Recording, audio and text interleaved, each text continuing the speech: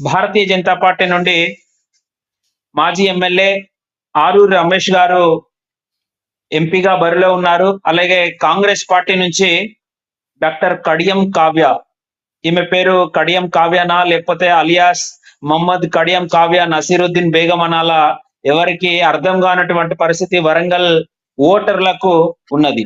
అలాగే BRS BRS నుంచి doctor Sudheer Kumar Hanamkonda ZP chairman గా ఉన్నాడు ప్రస్తుతానికి.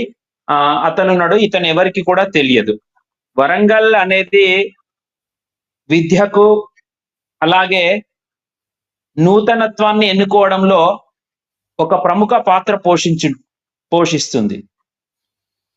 అయితే ఉదయ్, క్వెషన్ ఏంటి అంటే మీకు నాది ఇంకో క్వెషన్ ఏంటి అంటే, ముగ్గురు క్యాండిడేట్స్ పేరు చెప్పారు మీరు. ఆరూర్ రమేష్, కావ్య, కడియం కావ్య అని మూడోది. మనం ఒక్కొక్క క్యాండిడేట్ గురించి